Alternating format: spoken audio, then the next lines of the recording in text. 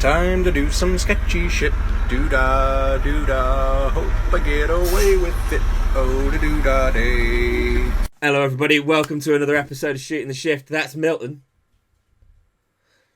That's Matt. Hey. And that's a guy who doesn't want to be people like me. I don't. I think you'll find my name is actually Brynlando Bloom now. Brynlando Bloom. And my lovely ponytail. Who coined that? I I just made it up on the spot. My hair is now long enough for an actual full ponytail, which is terrible. I was expecting Lindsay. It's a shame that his hair is so short. Also, Bryn, if BBC goes bankrupt next year, it might be my fault because I keep sending Lindsay Pokemon cards on Facebook Messenger. She has a serious problem. Like they have gone off the deep end with the Pokemon obsession. It is not good. On Marketplace, Pokemon. Milton, in which case, send them a link to the Caution May Spit Flame slap and tell them there's only 2 left in stock and we'll see what happens. So yeah, we're back. We are going to be dropping some more new products probably next week. We have been working on see-through shiny slaps. We've taken the 2 things that people collected as children, merged them into a sticker that they can put on their car as grown adults. I'm assuming shiny things is one of the things that we collected, but I did not collect see-through things. Like, there was not just rolls of sellotape. There was like Pogs. No. There was like Pogs that had like see-through bits on it when I was limited edition ones. Yeah. Oh, when you were a kid. Right, okay, that's why I don't remember. Back in the war, back in my day. Yeah, I forgot Bryn's a child. Most of you are children compared to me. I got ID for petrol 3 weeks ago. Hey! At a motorway services while towing the Mazda. I got ID'd, went to pass my ID to the person. It's okay, I can see the 1 from here. Yeah. Yeah. Because we're now 3 now. Yeah. Okay. Yeah, we're officially at a point where anyone born in the 19s, In the ones. 1900s, that's the one, is now officially in old their enough 20s to be drunk. Yeah. That is a genuinely scary thing. Speaking Actually, of... we're at a point where if you were born in the 1900s, you're old enough to be a drunk in America, which is their drinking age is 21. Yeah.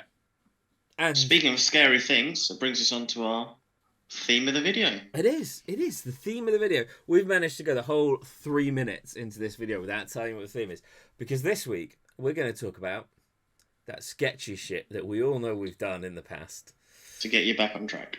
That we shouldn't and do. Or home. Or just because, well, we're lazy. The thing, or cheap. Or the thing was gonna, in my case, the thing was gonna look cool when I was done. For one of my most sketchiest things I've ever done. So we're going to save Bryn's stories because he's going to have the good ones. Bryn's probably got some awesome ones because he's an engineer and his sketchy shit will have worked. Yeah, I've got some good sketches. I have one that I actually think is quite bad in retrospect. My sketchiest one was engineered by Bryn. Go on, Matt, tell us your story. At Rockingham. Go on. So, first day, I think I've got the I think it was the first day I got the hydro in working properly.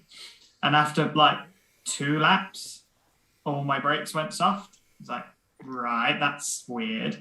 And then the marshals told me that I was leaking fluid. So I was like, okay, let's have a look. Bryn wasn't driving on the day, so I collared him straight away. It's like, you're an engineer, help.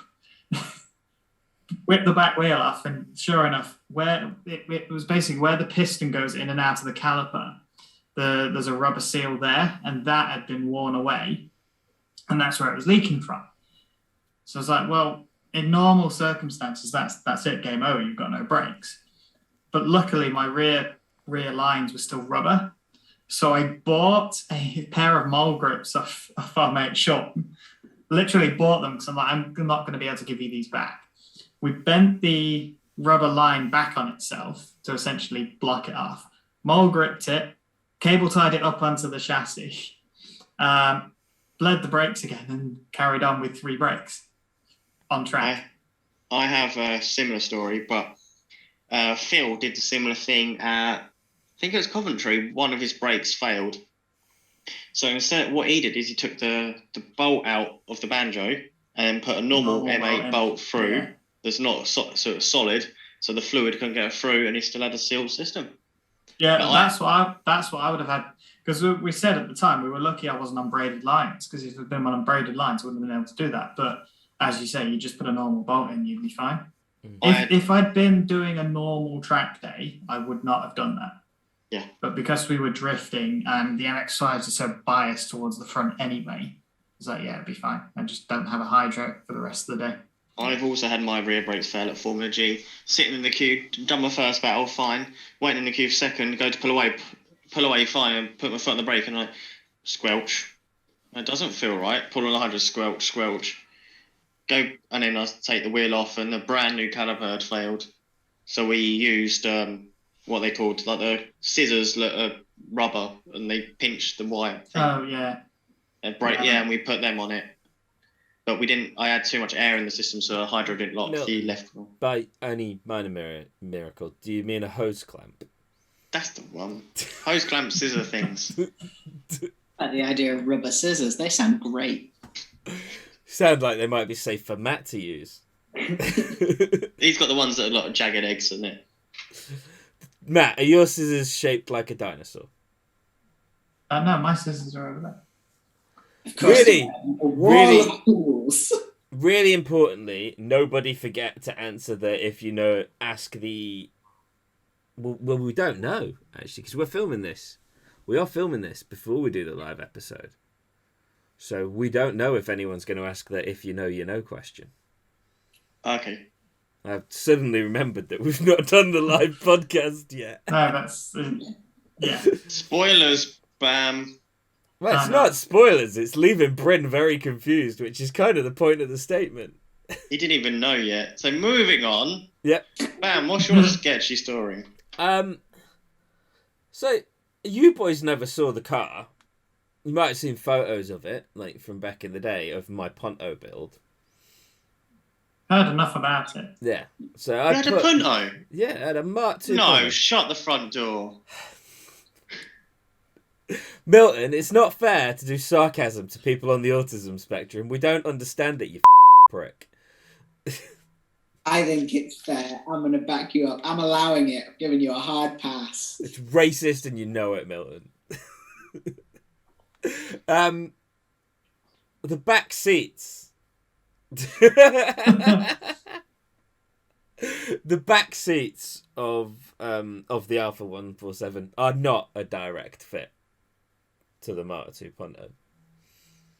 There may have been a rather large hole drilled through the monocoque chassis and just a bolt on the inside that wasn't even a nylock or have thread lock on it. I personally never let anyone ride in the back seats of my car in case they came loose in a crash. Yeah, that's a little scary. It's fine. I mean, I've done that where there was a bolt that somebody had stripped out on one of my cars that held the seat down, and it was like, well, there's nothing I can do about this, but it's the seat that I sit in, so it's okay. Only I will die because of this. I think... Got 3 more bolts, right? No, only 2, because the front is pegged in and then the rears were bolted in. So one side was just like, it wasn't going to go anywhere, but there Flapping was about. only one bolt. I think the other one at the moment is when the Stages belt went, we decided to do a full service, including changing the top radiator bushes, and a bolt snapped. Mm-hmm. So now that side is held on by 2 cable ties. In. On a radiator, yeah, that's child's play. Yeah, it's child's play, but it's not entirely an appropriate.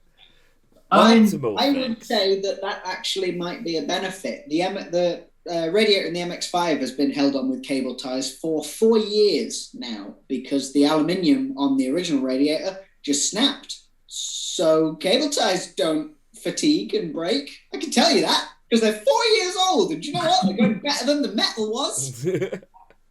My fans are held on by cable ties. I probably need to redo them. They're the ones that go through the black fins. Yeah. all the way They're starting through. to fall a bit now.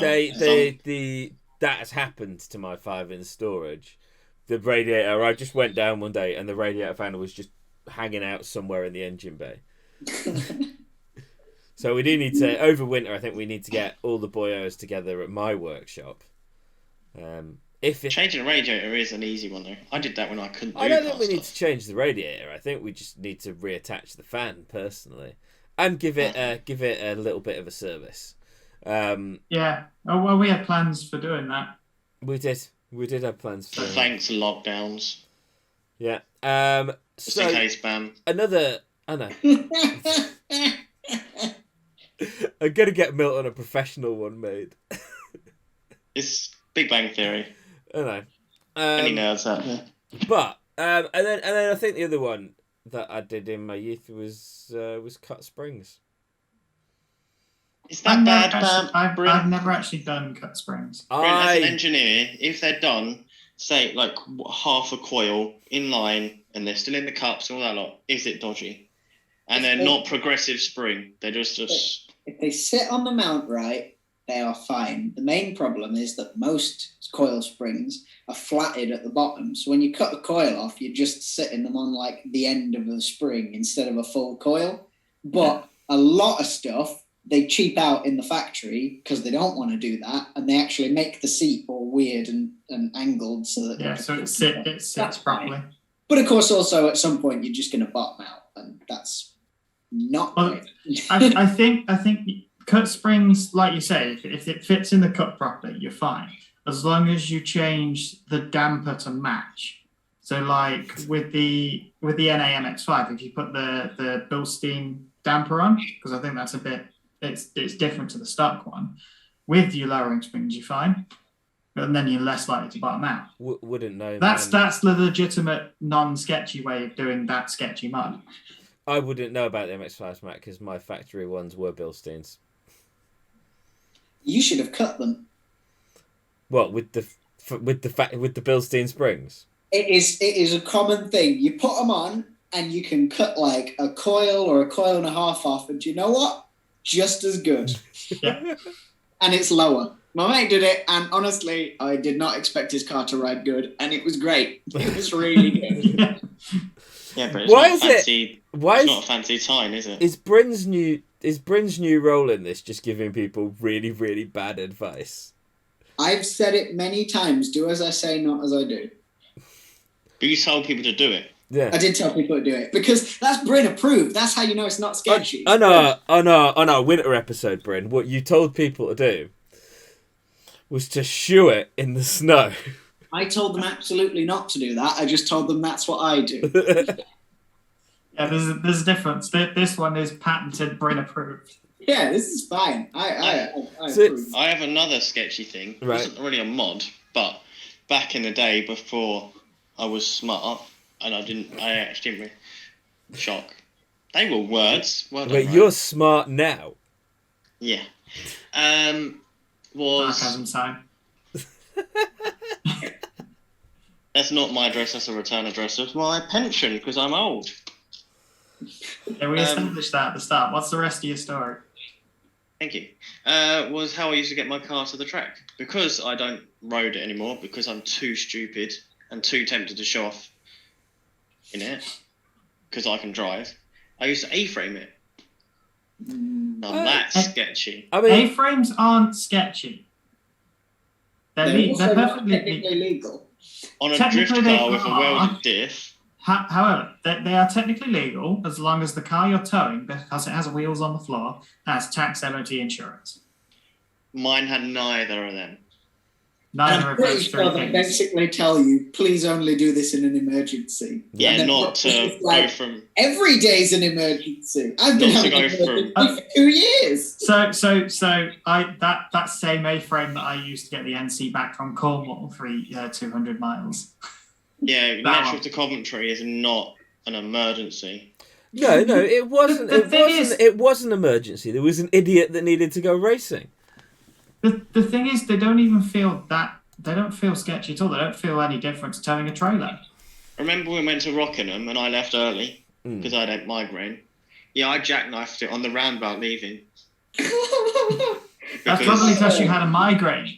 No, it's because the Volvo had really shit rear tyres too. I was Well, turning that's right and then the Mazda was like, yeah, we're going this way. And the Volvo was like, oh, we're going that way, are we? Speaking So of, that's when you. So just continue your point. One of the downsides of using an A-frame is with your track car on the back that has really, really grippy tyres on, it kind of needs to match your tow car at the front. So if your tow car has shitty tyres and your track car has grippy tyres, your track car is going to dictate the direction you're going.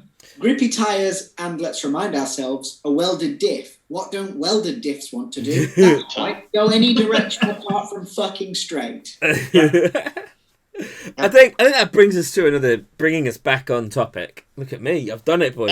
Finally. That was sketchy. on topic. That was the sketchiest thing. None of our other sketchy things involved an actual accident. That's true. Yeah. Rotating tires is like a little bit. I think a little bit sketchy.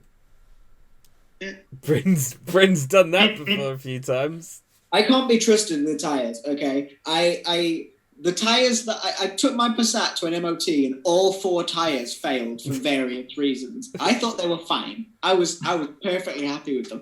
One of them was an advisory the previous year, and the guy said, there's a cut on your sidewall. I think it's okay, but I'd change that. And I was like, that is 6 mil of tread on that. So I changed to another set of wheels and tyres, one of which apparently had a flat. I drove all the way to the MOT station on this flat, not realising it was flat, because, I actually didn't make a difference to the way the car drove. But when I got home, I noticed there was a black line leaving my drive, so it was definitely flat when I left. So I got there, and then he said, oh, you should definitely replace this tyre. Have a bollocks! Got air in it now. Sweet. I think the best one I ever had with that was pulling in after actually the valves failed on the rear when I was doing about 120 miles an hour, which was scary as shit, right? Because getting out of Mexico, you were pretty quick. I was not in Mexico. I was actually in a legal environment to be doing those speeds at. So I'm like, but I had to get myself in, and surprise, surprise, my MX-5 doesn't have a spare tyre. So I drove on it. I put new valves in it. Put air back in the tyres. Went to Van Beeks for my MOT. He went, have you seen the size of this egg on the inside of your tyre, and I'd merrily driven that thing for a few hundred miles with a very, very likely blowout just hanging out on both sides of the car. So one of mine, I've actually run tyres down to the cords before.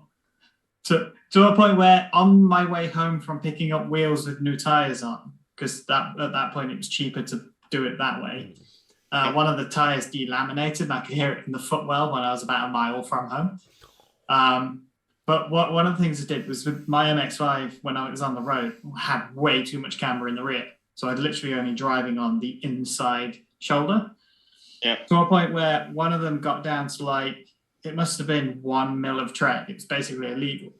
So I took it around to the tyre shop, had them flip the tyre and just put them on the other side. I'm not driving on 1 mil of tread anymore. Yeah. It's fine. It's what you've got to do when you're on a budget. It's not. And there was a whole other half of tyre that was still good.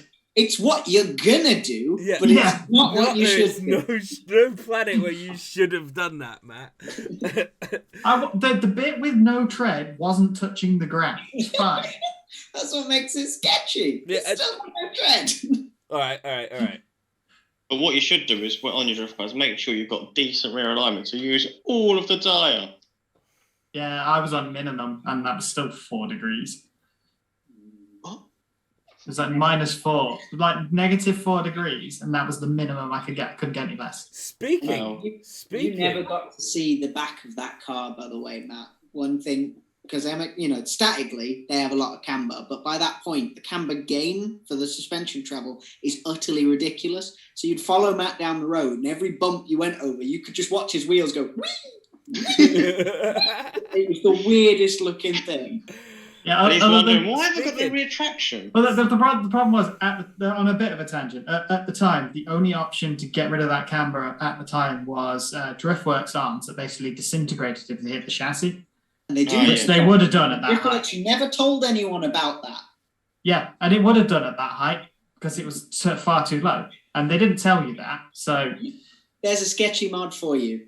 Version 1 Driftworks arms. It's sketchy. They fixed it for the new ones. They did. But they used to hit the chassis, and when they hit the chassis, the arm would snap because it's basically just a bit of threaded bar holding the two bits together. And they didn't tell anyone, when you're low, they're going to hit the chassis, and you should notch the chassis. And then people were like, whoa, these hit the chassis. And they went, well, it's common for S-body owners. None of us own S-bodies. The reason we got MX-5 is because we can't afford S-bodies. Tell the MX-5 owners, you bellends. Because they used to link them next to, people buy these. Also, HSD coilovers, it makes you go really low. Yeah. 10 out of 10. So that's corporate sketchiness right there. Yeah. It's worth. Damn Phil Morrison in this Lamborghini. Can we not slag Driftworks off when... I'm not slagging him off. It's only because they've got the Vertex steering wheels, and I want another. No, we're only slagging off their version 1 arms. Product. But their version 2 It's not like us to supply. slag off arms, is it? What? No, it's Knuckles that you lot slag off. And the arms. I'll slag off everything. That's true, but you come from a position of knowledge and capability. Yeah, it's like slagged off its engineering capability.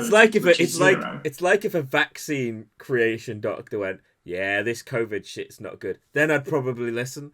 But like Doris, who's found out all her information on Facebook, would I take advice on the design of Knuckles from Milton if he hadn't spoken to Bryn about it? Probably not. So yeah, getting back onto sketchy stuff though. Negative 6 degrees of camber on the back of the Stagia just to make the wheels fit in the arches. That was the previous owner's decision, and I've made a choice when I fixed it. I rolled the arches and just put another 3mm spacer in. Now it doesn't hit the suspension strut anymore. Oh, was it hitting on the inside? Yeah.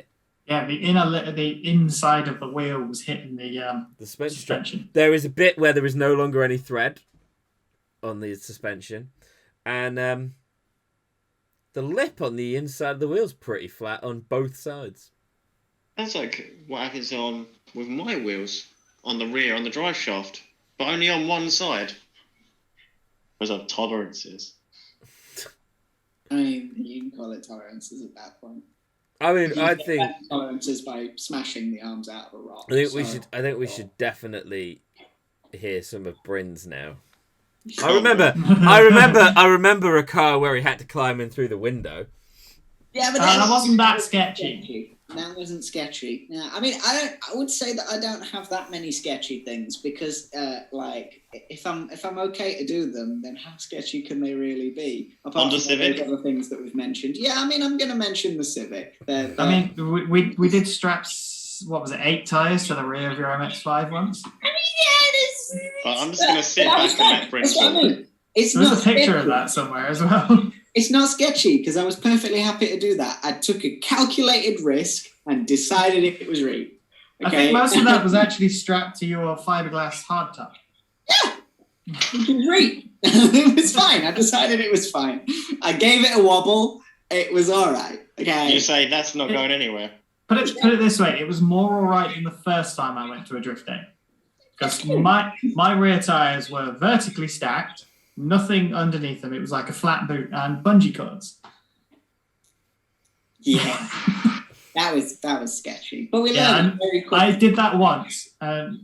halfway down, I stopped to check, and I was like, "Yeah, I'm never doing this again. I'm getting ratchet straps." Literally the following day, I went and bought ratchet straps. Go on, Bren. What's your sketch? I mean, yeah, I've had a few, mostly other people's cars, because I wouldn't generally let my cars get to that level of sketch. Apart from tyres, right? I have a problem.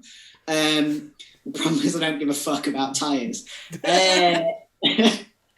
One that it wasn't a sketchy mod, but it was a sketchy moment. I took a friend's car for an MOT, and one of the ball joints on the front of her car was literally an inch of free play up and down in the ball joint. Oh. And the MOT guy was like, "I'm going to let you drive this home because I know you live close to this and I know I can trust you. Do not hit any bumps on the way home." And I was like, "Oh, it's that bad, is it? Okay."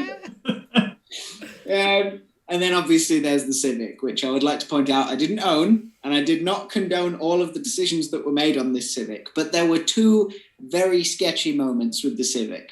In chronological order, the first one was Is this the Civic that I think it might be? Yes, It will absolutely. be, yeah. Did it belong to Yes, the it person did. affectionately known as Shit Got Guan? I'm not gonna say who it belonged to. I don't want to name drop other people having had sketchy things happen. I'm fine when it's me. But... Matt, if I'm right, nod. I'm not getting involved. Then I'm right. Anyway, a Civic that I used to work with quite a lot. We fitted air ride to it when air ride for that chassis didn't exist. And so we had to discover quite a few problems and things. The struts were off various other models. And one of the problems that we did come across, other than it taking far too long to fit everything, because there were a lot of issues, is on the back of the knuckle on the front of the Civic, there's a little noggin where they cast the knuckles from the factory. That noggin is fine if you've not got airbags. If you've got airbags, the airbag and the noggin occupy the same space. And what will happen is the noggin will rub through the airbag. Now, I had to go home because it had taken us all day and we got it sorted. And I said these exact words: "Before you drive this car, grind that noggin down because it will cause a problem." The next time this person drove that car, they burst both front airbags at 70 miles an hour going down the road, and the chassis hit the road at 70. And they had a very large brown trouser moment. And that was sketchy because I knew that this would be a problem. I said, "Don't drive the car in this state," and it was ignored. But it's still, I feel a lot of guilt for that because, didn't. But that wasn't your fault. It wasn't, but if you know something's a problem and then it causes a bigger issue, you're like, No, Brent, because you didn't just go with the problem. You went with the solution. It's not your But fault. so Feel free. as soon as you said to him, "Do not drive this car until you do this," the liability is completely off. And I can imagine Bryn stopped messing around and then looked at you and went, Directly into your eyes. yes. one eye is looking that way and whatever, but you picks an eye and then looks in it and then went, yeah. Yeah, I mean, yeah. From a man who went to an MOT with 4 bad tyres, if I look directly at you and say, "Seriously, don't do this," don't do it. So the second one with that car, I'm proud of this one. I just want to say that. I'm proud of this bodge. Was when he needed to move house, and I cannot remember how. Oh, it was going back to static. So all the stuff that wasn't meant for that car, we had to take back off. And the front forks that connect to the wheel have basically just a hole and a pinch bolt that pinches the bottom of the strut for the shock. And that's a different size on the airbag setup to the static coils and springs. So he needed a different set of forks to bolt onto his new springs. But the person who sent them to him sent completely the wrong ones. So they were far too big and they had no chance of ever gripping hold of this fork. But this car had to be moved that day. So my solution was to go into the Halfords toolbox, find a socket that was the same size as the strut that we needed, and then grab a load of large penny washers and hammer them round the socket so that we could jam them into the front fork and pinch it together with this pinch bolt. I'm proud of it because it worked great. It packed it out fine. But once again, the words that were said were, you can drive this home because you've not got to go far, but do not drive this car anymore in this state. And then he turned up to Japfest 2 like that. But that was bad. Like, genuinely, it was fine on the compression, but if you hit a big bump and the wheel had come off the ground, there was nothing stopping it from slipping out other than a little. It would have come out and then just penny washes everywhere. You could have at least, Bryn, you could have at least gaffer taped the top of the penny washers so that it was at least held in place. We didn't have any gaffer tape. Do you know what? I was not expecting to have to lash. That was a temporary. That's the thing. It was a temporary. It's one of those temporary bodges that ends up being 6 months. In fact, as a genuine point, what you could have done is got gaffer tape, wrapped it around the end, and not needed the penny washers. No, that would not have worked. I think you massively underestimate how good gaffer tape really is. I have used gaffer tape to fix many things that needed Do you know what you could have used, a small thing in a bigger hole, wrap it in gaffer tape, twat it with a hammer. Could have used JB Weld. To be fair, we did build that. up 4 mil of diameter with JB Weld. Yeah, love it. Then what am I going to do? Grind it into a circle with my teeth? We did that on my MX-5. No, just flood it into where the cap is, where it is, and then jam it in, and it'll It's a overflow. hole. It's Get just some a of hole. that It goes cold all the weld. way through. Get some All of that the way. cold weld stuff that you can like rub together. Oh, well. The washers were 10 out And of then 10. it's like The Play-Doh. washers were 10 out of 10. You cannot create a better fix. Stop trying. It was amazing. Did he sell the car like that? Beautiful curve on it. Nah, he got new forks after that.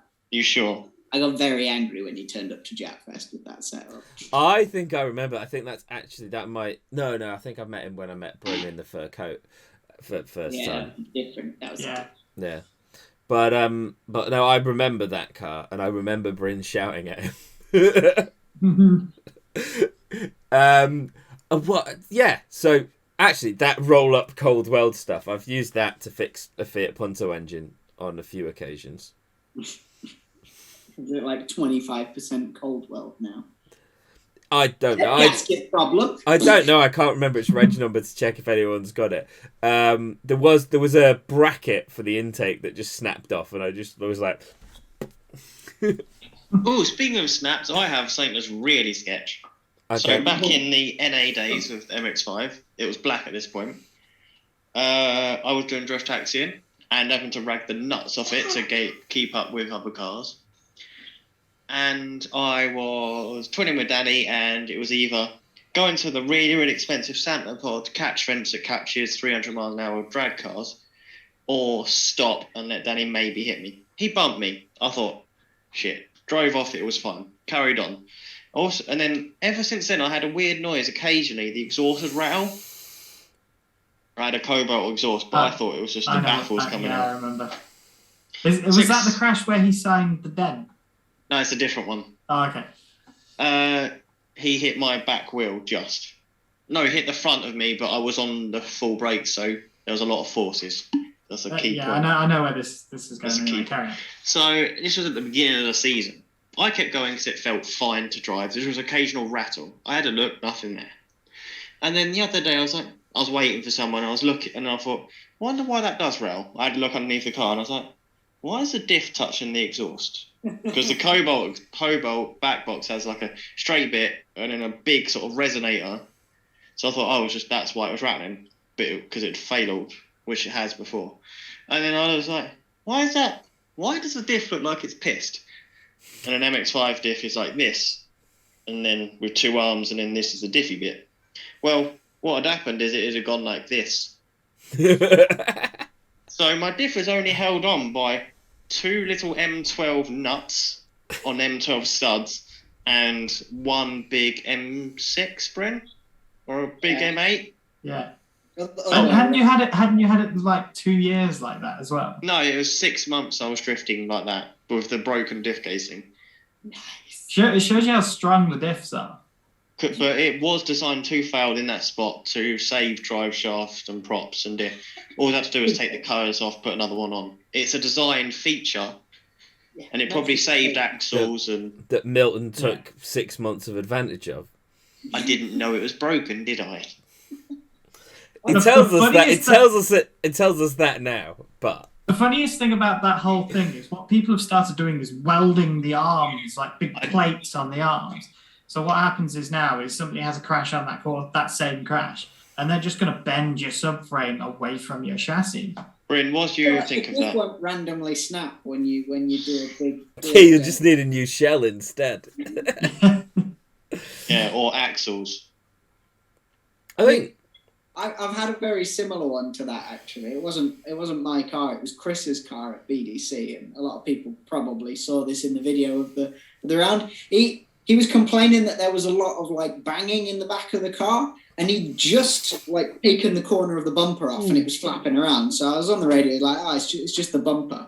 And he said he did a burnout, and the whole car was like. I was like, "Oh, okay, come in, we'll check that." And, you know, wobbling all the arms and stuff, nothing seemed loose. Wobbling the wheels, nothing seemed loose. So I said, "All right, well, get it up on the jack and like gun it in first gear with the wheels in the air, and then pull the hydro. You know, it'll put stress on everything in the back end, and anything that's loose, we'll see it." So he did that, put his foot on the throttle, pulled the hydro, and the subframe moved 6 inches upwards. And I was like, "Oh, I think we're going to lose things, Chris." And what had happened is the bushes are actually held in by a little cup underneath them, and that cup, it forms a W brace on the back of the car.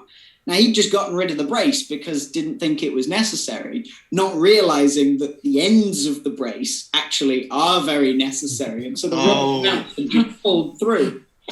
So we fixed it then and there, got some angle iron from the track, cut it into little wedges, drilled a hole in it, and made a new bush holder out of it. It was all right. Oh, I remember that. They were like this long L-shaped brackets, weren't it? Yeah, they are still on the car with its new owner now. Does that person like Pokemon colours?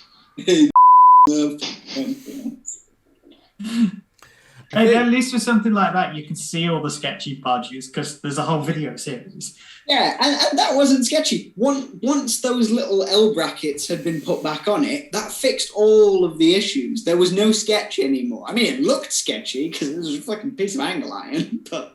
It's not stupid if it works. It was fine. It's a brilliant solution.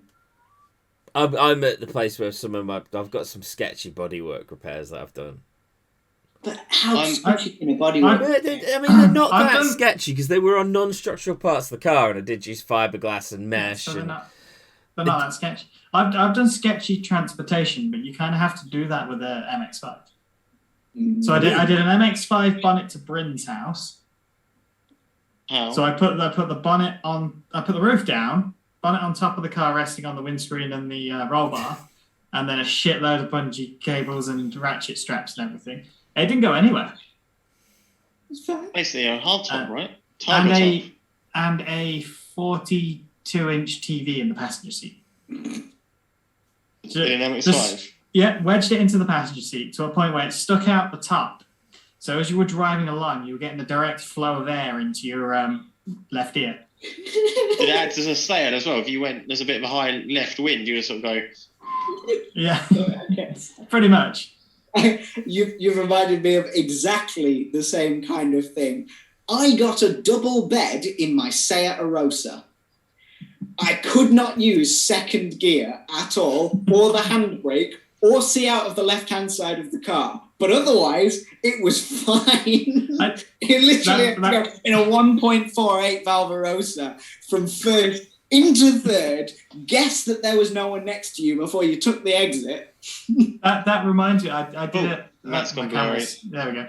I moved a big metal cupboard for somebody that couldn't fit it in their the Vauxhall combi van. But it went in the back of the Mazda 6, but only if I was sat like this against the steering wheel. So if the airbag had gone... So I was sat like this, changing gear back here. Couldn't see anything over this side. If the airbag had gone off, it'd have killed me. Isn't that how every Crystal, Danielle and Princess in their Fiat 500 drives? Yeah. That's the standard seating position for a Fiat 500. I have a Transport one as well. Okay. Go on then, Mills. Now I'll round it off with the Hijet. So in MX-5 again, this is when I was daily in it. For one of the nephews, we needed a single bed. So I went, be I drove it into this really, really, really posh like neighbourhood. Turn up with my welded diff, lowered car. It was quite noisy back then as well. Here for the single bed, and they looked at the car. Is there a van? It's like, nope. And we put a single divan bed on the roof of the Mazda. Ratchet strapped round the bed underneath the bonnet, held into the bonnet things, and then back round the roll bar and then round the boot. And I drove left-handed while holding on to the one side just to make sure it didn't go forward and back. So I didn't think about it wasn't going to go side to side or fall off. As soon as you braked. It could have gone forwards, but it was held in quite tight. It didn't go anywhere. We could move the car with it, but So, I did use like 1 inch ratchet strap, Poundland ratchet straps as well. Yeah, quality. so building the hijet at a time when not a lot of people made bits for a hijet was interesting at times. There was a battery box in the boot made out of a bread bin. Yeah. The fuel needle didn't work, and we resolved that issue by just carrying around a 20-litre jerry can in the bed that was full. Just like a Willys Jeep. Yeah, exactly. Front lip was from a Golf. We cut the middle section out and plastic welded it together. I've seen that done for an MX-5 before. No. Is it a Skoda or something that it fits? I don't know. That was a Mark 1 Golf. Seat. Yeah. Or was it Seat Leon? Or something like that. Renault Laguna. That's Yeah, the the one. Laguna Spitter. Yeah. And it fits without cuts. It fits everything. And then, what else? Did you remember the body kit that it had? Yeah, that was a shop sign, wasn't It it? was a shop sign, yes. Yeah. Brilliant. Painted on one side and still pink with the name of the nail salon we'd had it from. On the other On side. the inside, yeah. I think actually the only the exhaust was too quiet. So we cut it off just after the cat. That solved that problem. Yeah. Problem. Yeah. We did that on my mate's Focus. He had a standard Focus and he wanted to make it noisier. So we cut off Cut it the... off. Apparently in the Focus world it's called a lunchbox delete because it looks like a lunchbox on the back. I mean, it sounded pretty cool. He did get it changed. Does anyone remember the height of the gear knob in the hijet? Oh, yeah, it was on the So roof. You were wasn't it? like changing. Is it like driving one of those American trucks with like first gear? I have Second no idea. gear. It was a bit of an experience driving it. And then you've also got to factor in the fact that a hijet is a K truck, and I am not a K truck sized human being. Really? So when I was driving it, did you guys ever see me pull it into a show? Yeah. Yeah, Was it like Nels? Was it like that guy from Simpsons when Nelson laughed at It him? was like Donkey Oh, the- Kong in a special edition cart. Yeah. ratchet straps to hold everything into the truck bed. The spoiler, the little like ducktail spoiler that we made, shop sign cut down, 90-degree angle brackets from home base, self-tapping screws, Nice.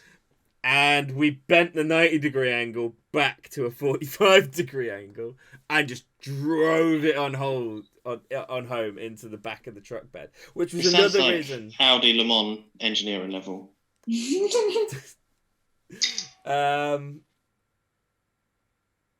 The head gasket used to go when you went over 50.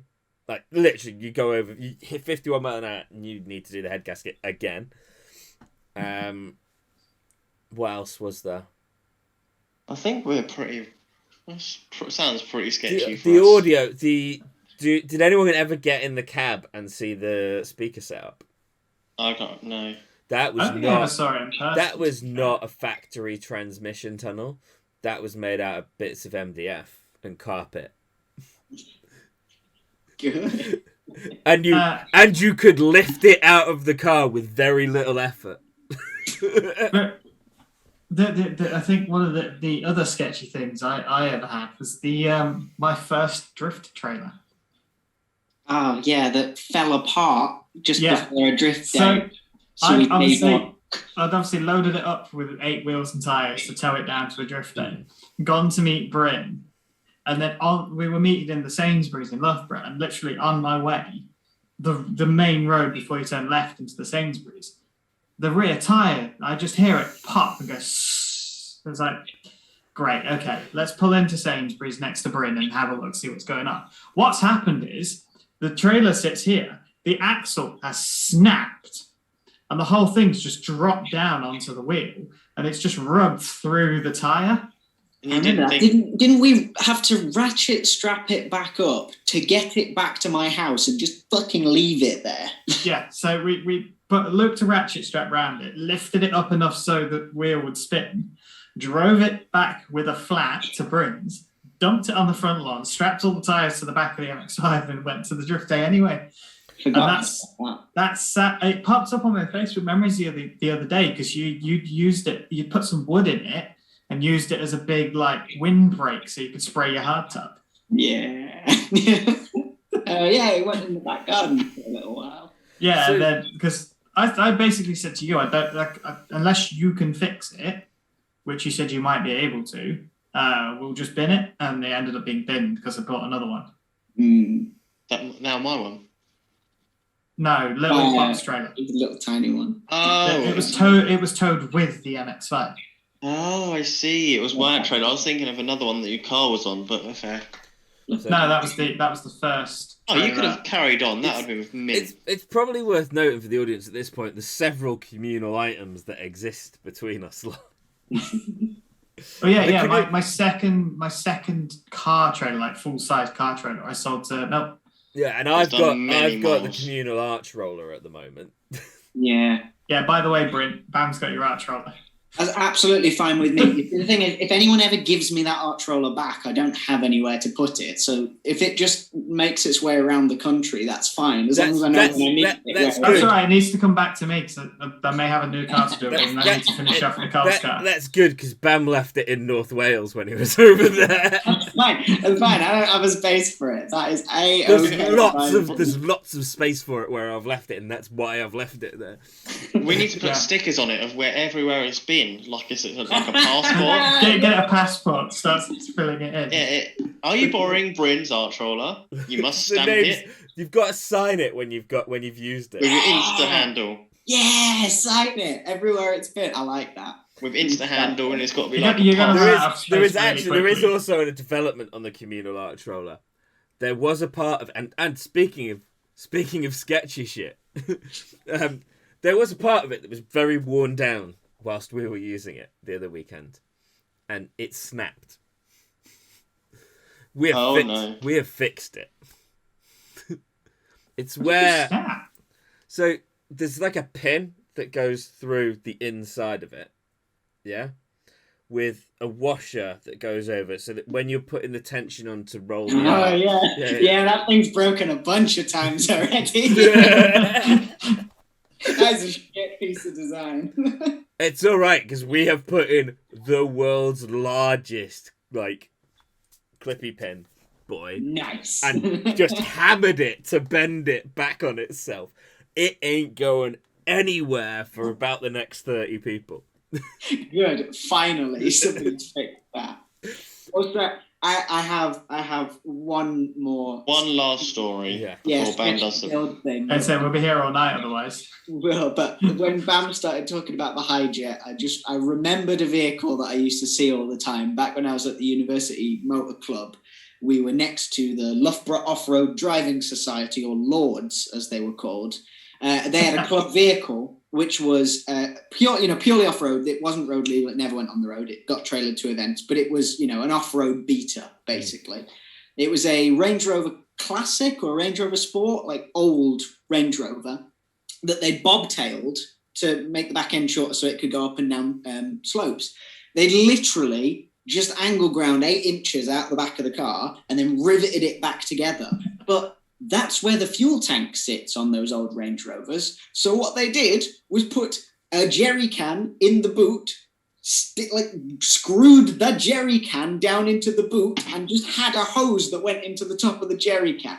Not only is that sketchy, but it's a off-road vehicle. Of all the vehicles in the world, the most likely to roll over with just a jerry can in the back. Hang on. Guys, I'm upside down and there's fuel up to my eyebrows. What do you mean? So how did they screw in? How did they get drilling? It had like a strap through the. I was going to say, I could imagine just through the handle, just one strap through the handle. I can imagine they drilled it in through long self tappers through the jerry. Yeah, so when you pour the fuel at the top, it just leaks through the hole. It slowly drips out. Honestly, that car was horrendous. There was a brown line about shoulder height all the way around the inside of the car that was clearly a water level as well. So yeah, that's the sketchiest thing I've ever seen, is just a jerry can for a fuel tank. Yeah, I'm not beating that. No, I think that's a good point to wrap. That is a solid point to wrap up. So thanks to everybody for watching this week. Thanks to everybody who's subscribed and is new to the channel over the last couple of weeks. We've had an increase again, boys. It's looking good. YouTube might finally be shining its little torch on our little dark corner of the internet. And Dark corner. What? It is a dark corner. It is a dark corner. We're over a year old. We are. We've done it. Yeah. We are gonna be having some guests. We're gonna do more live stuff. And that's kind of it, really. I've got no other announcements. There'll always be new products. New stuff all the time. Buy shit. Yeah, new stuff. Every month, new stuff. Trainers may already be a thing. Maybe something I'm working on at the moment. Who knows when this comes out? Milton might finally get his VRS hat. He might. Milton might finally decide what colour the t-shirt needs to be, and we'll have a Milton t-shirt. Well, we got the hat, so we'll go on the hat. Okay. Well, Milton will hopefully have a hat soon. We will catch you on the next episode of Shooting the Shift. We're not going to tell you what number it is because we don't know when we're filming this. What's going to be really bad is one day one of us is going to have a clock with the date in the background. I don't own a clock. Don't be silly. It'll be. If I've got a clock, it's in front of me, not behind me. I'm not dating episodes. I have one in the bottom of my computer. I think we all know. It's going to be you. Yeah. And it's going to be an Arduino, and it's going to sing and dance. No, it won't be an Arduino. It'll be a really simple one, but it'll be for another time zone that I'm having to work in and trying to function on. Asking for time you're going to find the only country in the world that has their own numbers in their alphabet, and you're going to use those numbers, aren't you? No, what I am going to say, though, right, is Queensland in Australia. Why do you have to be the only place in the whole of Australia that doesn't do daylight savings time? It's weird and means that I have a whole hour of my shift that I sometimes have to get up earlier on to meet with you people when the rest of them wake up later on.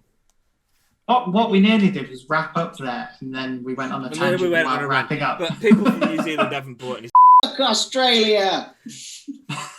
We're immigrating to America. Can we not?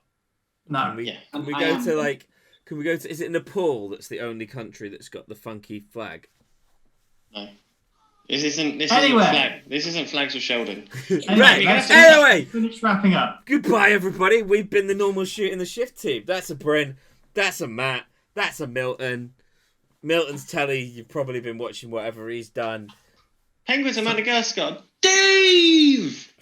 Smile and wave, boys. Smile and wave.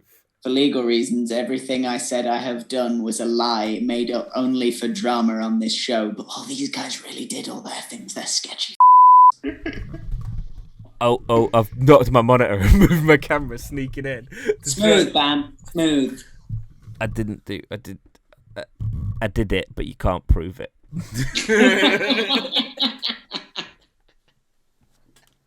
We'll see you on the next episode. Bye, everybody.